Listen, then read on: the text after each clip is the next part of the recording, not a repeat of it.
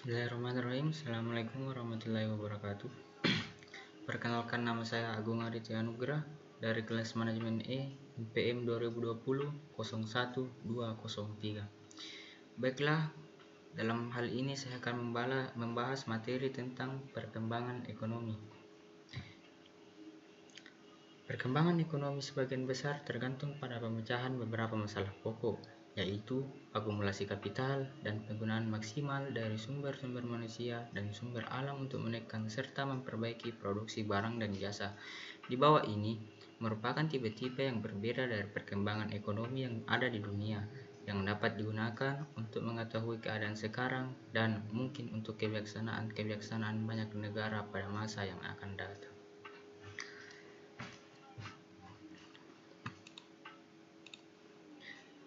Yang pertama, yaitu perkembangan ekonomi di negara-negara barat atau pembangunan secara spontan, biasa disebut dengan spontaneous development. Keadaan yang statis pada abad pertengahan disebabkan oleh faktor-faktor non-ekonomis. Faktor-faktor tersebut diantaranya akumulasi kapital yang didasarkan atas pinjaman yang berbunga terlarang karena alasan agama dan pinjaman hanya untuk konsumsi, bukan produksi. Struktur masyarakat didasarkan atas agama dan paham feodal, bukan atas nilai material dan ekonomis. Produksi dibatasi dan diatur yang berhubungan dengan kualitas dan harga yang disebabkan karena konsumen masih bersifat lokal dan tidak cukup tersedia transportasi. Selanjutnya, perkembangan perdagangan baru mulai meluas setelah adanya perang salib, dan itu pun hanya di daerah Mediterania saja. Daerah-daerah lain masih memperbaiki keadaan ekonominya karena adanya anggapan bahwa 1. Kegiatan ekonomi belum merupakan usaha yang penting, karena yang dianggap penting adalah usaha kesenian dan artistik. 2. Kekayaan bukanlah hal yang penting, tetapi kemiskinan dan penderitaan malah dianggap dapat menaikkan derajat. 3. Belum atau tidak adanya pengertian akan adanya kemungkinan kemajuan. Namun, anggapan-anggapan tersebut dapat dirubah oleh Renaissance, di mana orang mengubah rasionya atau pikirannya, yang mendorong perkembangan ilmu pengetahuan untuk kemajuan teknologi. Akhirnya, reformasi ini sedikit demi sedikit dapat mendobrak hal-hal yang dapat menghalangi adanya perkembangan ekonomi. Berikut faktor-faktor yang mendorong perkembangan ekonomi antara lain, yaitu adanya penemuan-penemuan daerah baru serta kenaikan produktivitas di bidang pertanian. Salah satu faktor perkembangan terpenting untuk perkembangan ekonomi yang sangat pesat ialah adanya kemajuan di bidang transportasi. Jadi, transportasi mendorong produksi industri dan pertanian untuk pasar nasional dan internasional. Perkembangan tersebut diperlancar dengan adanya kebebasan berusaha. Perkembangan ini berjalan dengan cepat sampai Perang Dunia I. Selanjutnya yaitu perkembangan ekonomi Jepang, pembangunan yang didorong atau institute development. Tidak seperti halnya perkembangan ekonomi di negara-negara barat yang sifatnya spontaneous, di mana dipimpin dan dibiayai oleh faktor swasta. Jepang mengalami perkembangan ekonomi yang diatur dan dipimpin oleh pemerintah dengan menggunakan kelas feodal sebagai alat dan dengan bantuan pemerintah menjadikan kelas tersebut sebagai kelas wira swasta. Perkembangan ekonomi ditujukan untuk memodernisasi dan memperkuat kedudukan militer, politik, dan organisasi ekonomi untuk menanggulangi pengerongrongan di bagian barat. Politik pembangunan ekonomi betul-betul direncanakan dan dilaksanakan sehingga berhasil merealisasi tujuan seperti memodernisasi dan mengadakan ekspansi ekonomi. Dalam waktu yang cepat, kurang dari satu generasi, Jepang telah memiliki satu atau mempunyai kedudukan ekonomi dan militer yang kuat. Pemerintah melopori dalam mengadakan investasi baik dalam sektor industri dan perbankan. Perdagangan secara tradisional yang dilakukan oleh suku di daerah dihapus. pajak-pajak sangat mendorong untuk mengerjakan tanah secara efisien, dan ternyata produksi pertanian menanjak dari tahun 1973 sampai dengan tahun 1900. Free enterprise atau usaha bebas dianggap sebagai metode yang paling efisien dalam memodernisasi perekonomian. Pemerintah mengambil inisiatif atau prakarsa dalam perkembangan industri. Investasi besar-besaran baik di bidang transport maupun di bidang industri dasar oleh pemerintah adalah menyiapkan jalan untuk investasi swasta. Pemerintah melopori pula di bidang perbankan dan pertanian. Bank-bank tidak ragu memberi pinjaman dalam jangka panjang. Usaha-usaha swasta dengan cepat dapat mengikuti jejak pemerintah. Pendidikan diperluas dengan bantuan pemerintah. Baru setelah Perang Dunia II, biaya hidup naik dan perekonomian mulai bergerak lagi.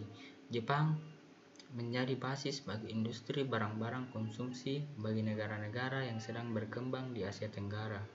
Jepang merupakan contoh negara yang diperintah oleh kaum feodal yang telah menyesuaikan diri di bawah pimpinan pemerintah dan ke perekonomian kapitalis. Berhasilnya perkembangan ini juga karena faktor psikologi di mana penduduk tetap disiplin dan taat kepada pemerintah. Selanjutnya, perkembangan ekonomi Rusia, perkembangan yang dipaksakan atau forced development. Eropa dan Jepang, meskipun ada bedanya dalam proses perkembangan, tapi pada dasarnya mempunyai kesamaan, yaitu keduanya berdasar pada perusahaan swasta dan milik swasta. Sedangkan perkembangan perekonomian Rusia didasarkan pada pemilikan, ownership, dan pengawasan pemerintah, total government control, seluruhnya. Industrialisasi Rusia dalam rencana 5 tahunnya merupakan contoh yang baik yang dapat dicapai oleh suatu negara yang sedang berkembang dengan menggunakan sumber-sumbernya sendiri. Pada revolusi tahun 1917, Partai Komunis Rusia belum mempunyai blueprint atau rencana untuk perkembangan politik perekonomian. Dalam 10 tahun pertama tampak adanya kekurangan persiapan. Dengan sistem ini, keadaan perekonomian menjadi mundur. Produksi di sektor industri dan pertanian turun sehingga terjadi bahaya kelaparan pada tahun 1911 sampai dengan 1922. Tahun 1921 diadakan kebijaksanaan ekonomi baru atau neo-ekonomi policy. Ini merupakan suatu perubahan dengan diperkenalkan sistem perekonomian campuran. Usaha swasta diperbolehkan dalam bidang perdagangan, eceran, kerajinan, dan industri kecil, sedangkan negara tetap mengawasi dan menguasai sektor-sektor strategis vital, yaitu semua mekanisme berskala besar, industri pertambangan, perbankan, dan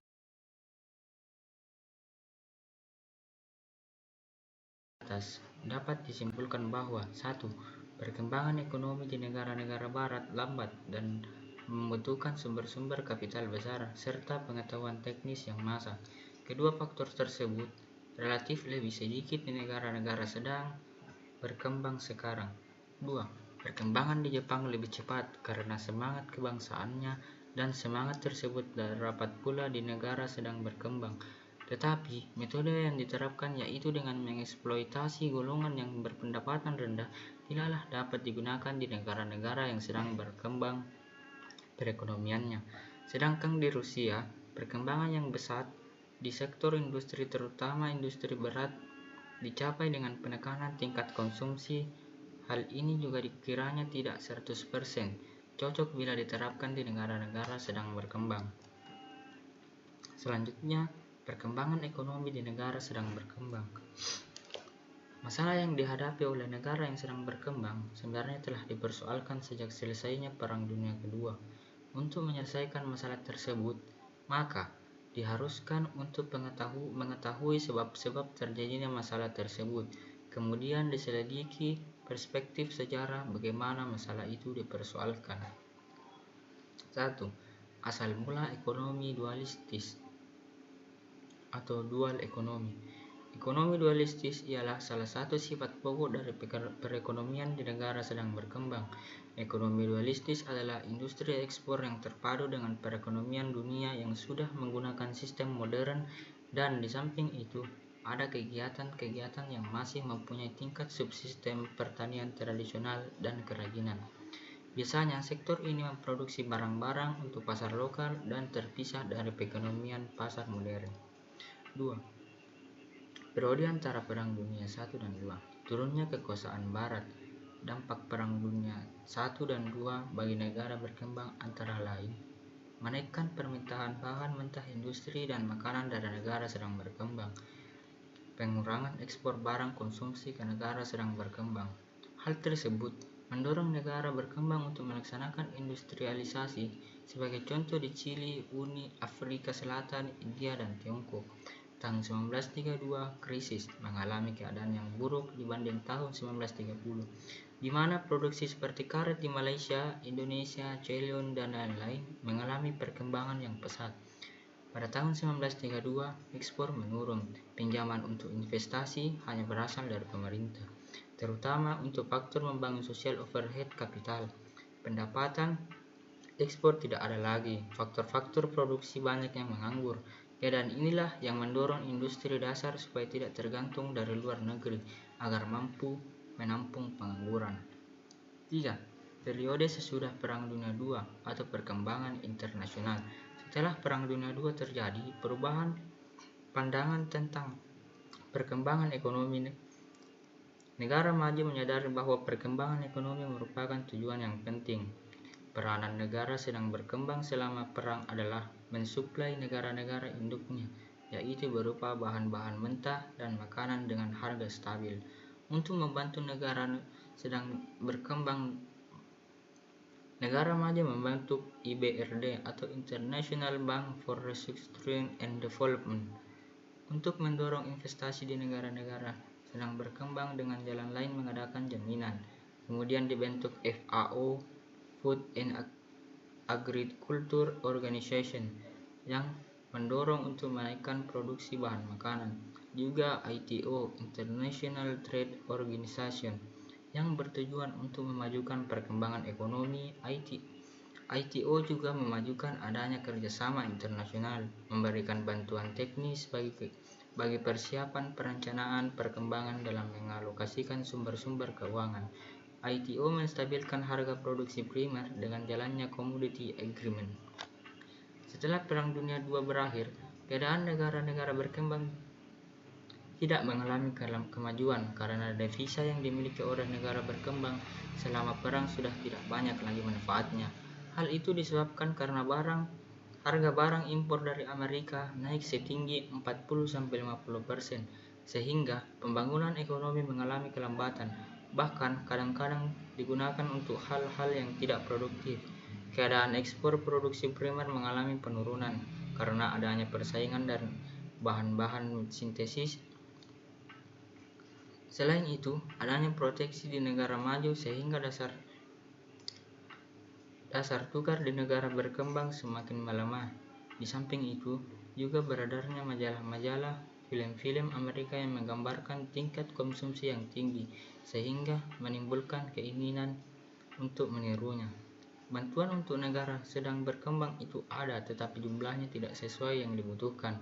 Bantuan berupa kapital saja bagi negara berkembang tidaklah efektif tanpa diimbangi dengan faktor-faktor lain, seperti keterampilan manusia dan kemampuan memimpin, karena faktor ini sangat kurang di negara berkembang. Mungkin cukup sekian yang dapat saya sampaikan. Wabillahi taufiq wal hidayah. Wassalamualaikum warahmatullahi wabarakatuh.